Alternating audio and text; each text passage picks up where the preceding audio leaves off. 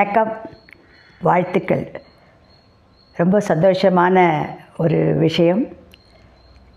இயக்குனர் சிகரம் கே. பாலச்சந்தர் அவர்களின் பெயரை ஆழ்வார்பேட்டையில் உள்ள போக்குவரத்து தீவு, அதாவது ஆஞ்சநேயர் கோயில் இருக்கும், லெஸ் சர்ச் ரோடுன்னு பேர், பழைய பேர் அதுக்கு.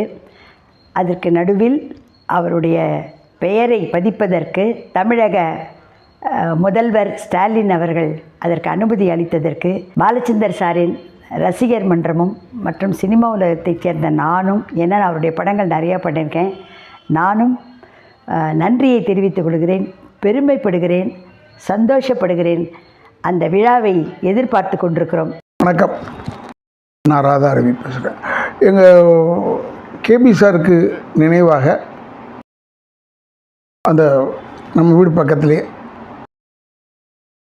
ஆழ்வார்பேட்டை ஆஞ்சநேயர் கோயில் பக்கத்தில் இடம் கொடுத்து, இது கே. பாலச்சந்தர் அவருடைய அந்த ஒரு தீவு, நினைவு தீவுன்ற மாதிரி ஒரு பெயரையும் கொடுத்து அரசாங்கம் ஊக்குவித்ததுக்கு அரசாங்கத்திற்கு சகோதரர் முதலமைச்சர் ஸ்டாலின் அவர்களுக்கும் என்னுடைய நன்றியை தெரிவித்துக் கொள்கிறேன்.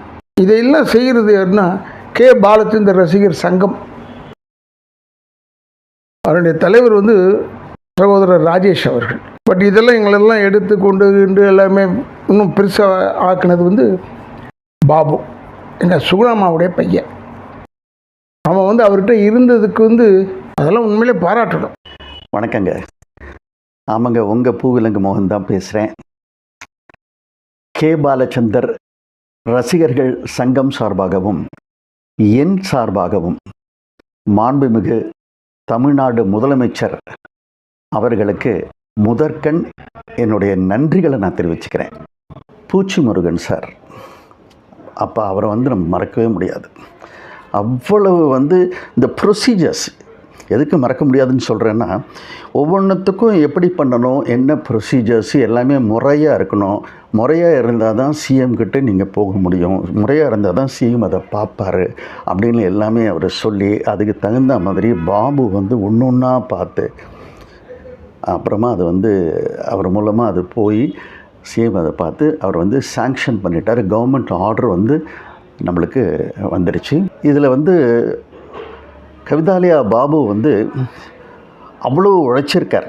அவர் மட்டும் இல்லை, இன்னும் 2 பேர், அவங்க 2 பேருமே இப்போது இயற்கை எழுதிட்டாங்க. கவிதாலயா, பழனி, கண்ணப்பன். எல்லாருக்குமே இந்த நேரத்தில் நான் நன்றி சொல்லிக்கிறேன். அனைவருக்கும் வணக்கம். இது உங்கள் ராம்ஜி. சென்னையில் ஆழ்வார்பேட்டில் ஒரு டிராஃபிக் ஐலாண்டுக்கு, அதாவது ஒரு ரவுண்டு போட்டுக்கு இயக்குனர் சிகரம் தாதா சாஹிப் பால்கே திரு கே. பாலச்சந்தர் அவர்களுடைய பெயர் வைப்பதற்காக அரசாங்கம் அறிவித்திருக்கிறது. மிகவும் சந்தோஷமாக இருக்குது.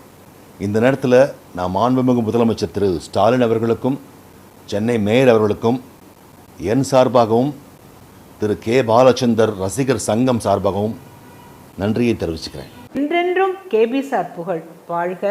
அண்மையில் ஒரு விஷயம் என் காதில் கேட்டது. இங்கே சென்னையில் அவர் வாழ்ந்த இடத்துலையே இந்த ஆஞ்சநேயர் கோயில் இருக்குல்ல, லஸ் ஆஞ்சநேயர் கோயில், அதுக்கு எய்த்தாப்பில் இருக்க ஒரு பூங்கா மாதிரி இருக்கு இல்லையா, அதை கே. பாலச்சந்தர் ரவுண்டானா அப்படின்னு அமைக்க போகிறாங்களாம். அவருடைய பேர் என்னென்னைக்கும் இருக்கணும். அதுக்கு எடுத்த முயற்சி யாரால அப்படின்னு கேட்டாக்கா, அவருடைய இந்த ரசிகர் சங்கம் வச்சுருக்காங்க இல்லை, கே. பாலச்சந்தர் ரசிகர் சங்கம். அவங்க அங்கே இருக்கிற பழனி, பாபு, விக்ரம், இன்னும் அங்கே இருக்கிற கண்ணப்பன், இவங்க எல்லாரும் சேர்ந்து இது ஒரு பெரிய முயற்சி எடுத்து கூடிய சீக்கிரம் கேபி சாருடைய சிலையும் திறப்பு விழா நடக்கணும்.